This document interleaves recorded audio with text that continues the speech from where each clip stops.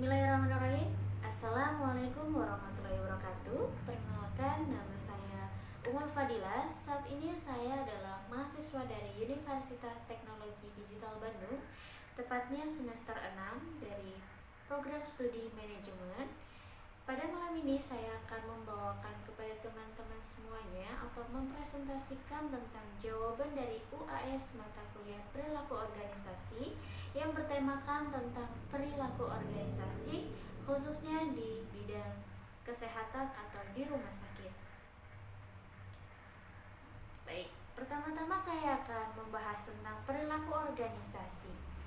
Perilaku organisasi adalah studi tentang bagaimana individu dan kelompok berperilaku di dalam sebuah organisasi, serta bagaimana organisasi itu sendiri beroperasi dan beradaptasi terhadap lingkungan. Lalu di bidang kesehatan, perilaku organisasi ini mencakup tentang pemahaman interaksi antar tenaga medis, manajemen rumah sakit dan pasien, serta bagaimana interaksi ini mempengaruhi kualitas pelayanan kesehatan dan efisiensi operasional. Ya, tujuan dari presentasi ini adalah untuk memberikan wawasan mendalam tentang pentingnya perilaku organisasi dalam lingkungan rumah sakit dan bagaimana pendekatan-pendekatan praktis dapat diimplementasikan untuk meningkatkan kinerja dan kesejahteraan tenaga medis di dalam meningkatkan kualitas pelayanan kepada pasien. Lalu di sini saya juga akan membahas sedikit tentang teori motivasi dan kepuasan kerja. Ya, mencakup diantaranya yaitu teori hierarki kebutuhan Maslow. Yang pertama yaitu kebutuhan fisiologis. Ya, maksudnya di sini di bidang kesehatan ini artinya yaitu penyedia fasilitas dasar seperti ruang istirahat yang nyaman, makanan yang bergizi, dan waktu istirahat yang cukup bagi tenaga medis untuk memenuhi kebutuhan dasar mereka. Lalu yang kedua yaitu kebutuhan keamanan. Ya, yang dimaksudkan memenuhi kebutuhan keamanan di sini yaitu menyediakan lingkungan kerja yang aman dan sehat, termasuk perlengkapan keselamatan kerja, protokol kesehatan yang ketat, dan jaminan pekerjaan yang stabil. Lalu yang ketiga itu kebutuhan sosial. Kebutuhan sosial di sini itu mencakup diantaranya membangun hubungan kerja yang baik melalui kegiatan tim, acara sosial, dan program mentoring yang dapat meningkatkan rasa kebersamaan dan dukungan sosial di antara tenaga medis.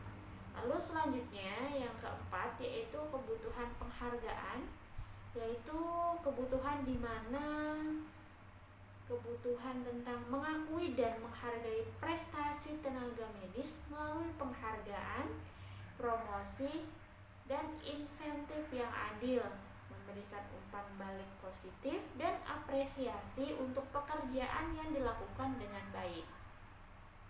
Lalu yang kelima yaitu kebutuhan aktualisasi diri, artinya memberikan peluang untuk pengembangan diri dan karir seperti program pelatihan, workshop, dan kesempatan untuk berpartisipasi dalam proyek penelitian serta inovasi medis. Lalu teori dua faktor Herzberg. Di sini faktor-faktor pemicu kepuasan atau motivasi diantaranya yaitu yang pertama prestasi, artinya memberikan tantangan kerja yang memungkinkan tenaga medis itu mencapai prestasi dan memberikan atau merasakan kepuasan dari hasil kerja mereka. Lalu yang kedua yaitu pengakuan, artinya mengakui kontribusi dan kerja keras tenaga medis secara teratur melalui penghargaan baik formal maupun informal. Lalu yang ketiga pekerjaan itu sendiri, artinya memberikan pekerjaan yang bervariasi dan bermakna dapat membuat tenaga medis merasa bahwa pekerjaan mereka itu penting dan berdampak positif. Lalu Lalu yang keempat itu tanggung jawab, artinya meningkatkan tanggung jawab dan otonomi dalam pekerjaan mereka untuk mendorong rasa kepemilikan dan pengendalian atas pekerjaan mereka. Lalu yang kelima yaitu kemajuan, artinya menyediakan peluang untuk kemajuan karir dan pengembangan profesional melalui pelatihan dan pendidikan lanjutan. Lalu faktor-faktor higienis di sini yaitu antara lain yang pertama kondisi kerja. Kondisi kerja artinya memastikan kondisi kerja yang aman, nyaman, dan mendukung produktivitas seperti lingkungan kerja yang bersih dan peralatan medis yang memadai. Lalu yang kedua, kebijakan dan administrasi. Artinya mengimplementasikan kebijakan rumah sakit yang adil, transparan, dan mendukung kesejahteraan tenaga medis. Lalu yang ketiga yaitu supervisi, artinya memberikan dukungan dan supervisi yang efektif dari atasan yang memahami tentang kebutuhan dan tantangan yang dihadapi oleh tenaga medis di lapangan. Yang keempat yaitu gaji dan tunjangan, artinya menawarkan gaji dan tunjangan yang kompetitif dan adil sesuai dengan tanggung jawab dan kontribusi tenaga medis. Yang kelima yaitu hubungan dengan tenaga kerja atau rekan kerja yang lainnya, artinya mendorong hubungan kerja yang positif dan kolaboratif di antara tenaga medis dan staf lainnya. Pentingnya dinamika tim medis. Kenapa sih penting? Ya, penting karena faktor-faktor kenapa dinamika tim medis itu penting, saya akan sampaikan di antaranya yaitu yang pertama meningkatkan kualitas pelayanan kesehatan seperti kolaborasi efektif.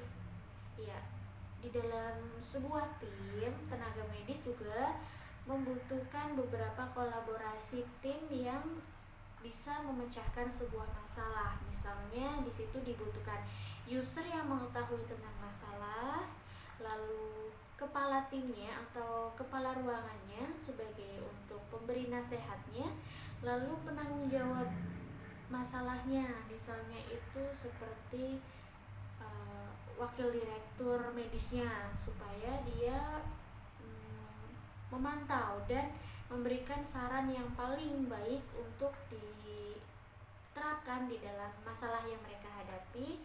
Lalu pemecahan masalah, ya seperti yang saya tadi bilang, dari kolaborasi efektif tersebut itu maka mampu untuk memecahkan sebuah masalah yang ada dengan menggunakan sumber daya yang optimal. Sumber daya yang optimal seperti tadi memanfaatkan adanya user yang mengetahuinya adanya masalah, lalu user tersebut melaporkan kepada atasannya atau kepala unitnya, lalu dari kepala unitnya melaporkan kepada kepala keperawatan, dan diteruskan dari kepala keperawatan dilaporkan kepada wakil direktur medis yang akan memberikan saran melalui masalah yang sudah terjadi di lapangan. Selanjutnya yaitu mengurangi kesalahan medis, artinya bagaimana cara-caranya mengurangi kesalahan medis itu. Nah, caranya itu salah satunya dengan komunikasi yang jelas. Artinya apa? Di sini dibutuhkan komunikasi yang efektif. Ya, jadi informasi-informasi harus tersampaikan kepada pihak keluarga pasien dengan jelas dan tidak ada yang ditutup-tutupi sehingga mereka merasa transparan, merasa dari pihak rumah sakit itu tidak ada yang ditutup-tutupi tentang keadaan si pasiennya maupun tentang administrasinya. Lalu protokol dan prosedur. Di sini hendaknya tenaga medis itu mentaati atau mengikuti protokol yang sudah ditentukan oleh rumah sakit serta prosedur yang sudah ditentukan. Lalu kultur keselamatan. Kultur keselamatan di sini yaitu adanya peraturan-peraturan yang dibuat oleh atasan-atasan tenaga medis untuk diterapkan di lapangan supaya tenaga medis itu tidak mengalami kecelakaan kerja yang bisa mengakibatkan kesalahan fatal dan malah menimbulkan kecelakaan kepada tenaga medis tersendiri. Yang ketiga yaitu memperkuat kerjasama antar anggota tim. Nah, di sini maksudnya yaitu bagaimana caranya kerjasama anggota tim itu berjalan, ya diantaranya dengan saling percaya dan respect. Artinya begini, jika saat shift pagi itu memberikan operan operan termasuk operan data, operan tugas kepada shift siang, itu shift pagi akan percaya penuh bahwa shift siang dapat menyelesaikan tugas-tugas yang belum terselesaikan oleh shift pagi dan akan meneruskannya kepada shift yang selanjutnya. Lalu di sini pembagian tugas yang jelas. Nah, di dalam satu shift tersebut harus dibagi nih tugas-tugas tim medisnya. Yang user A menangani pasien yang indikasinya misalnya penyakitnya ini diatasi oleh user A, lalu user B mengatasi pasien yang dengan penyakit bla bla bla. Itu sudah harus ditetapkan saat operan shift. Jadi kerjasamanya itu kuat, tidak ada kesalahan komunikasi, tidak ada pembagian yang tidak jelas, jadi semuanya sudah tertata saat operan shift. Lalu dukungan emosional, artinya di sini dari atasan juga harus memberikan apresiasi atau dukungan kepada tenaga medis yang sudah melakukan kerjaannya atau sudah menyelesaikan tugasnya dengan baik dan benar, dan memperingatkan kepada yang belum sepenuhnya melakukan tugas dengan baik dan benar. Ya, untuk studi kasusnya di sini saya akan melampirkan atau memberikan contoh tentang perilaku organisasi suatu user yang mendapatkan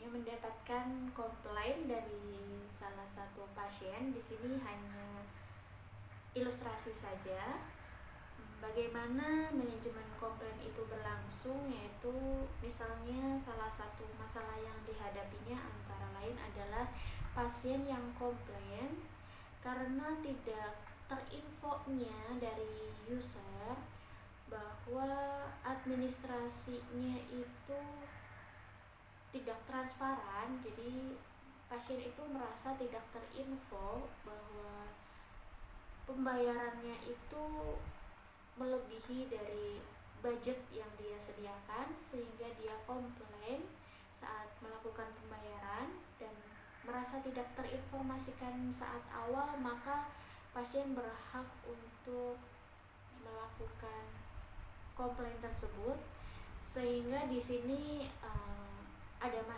masalahnya yaitu komunikasi yang tidak efektif, yang tidak terinfo saat pasien sebelum dilakukan tindakan. Namun pasien sudah selesai, tinggal pembayaran, tapi malah ada komplain dari pasien karena merasa tidak diinfokan sebelum melakukan tindakan tersebut dan merasa tidak teredukasi oleh bagian awal front office maupun dari bagian asisten dokter maupun dari dokternya tersendiri, sehingga pasien merasa tidak puas dengan pelayanan rumah sakit. Lalu upaya-upaya apa nih yang sudah dilakukan? Upaya yang sudah dilakukan yaitu menginfokan saat sebelum pembayaran kepada pasien, itu diinfokan biayanya apa saja sehingga mencapai budget atau melebihi budget yang disiapkan oleh pasien, dan kenapa bisa mahal, kenapa bisa di luar ekspektasi pasien, dan kenapa tidak dilakukan penjelasan saat di awal.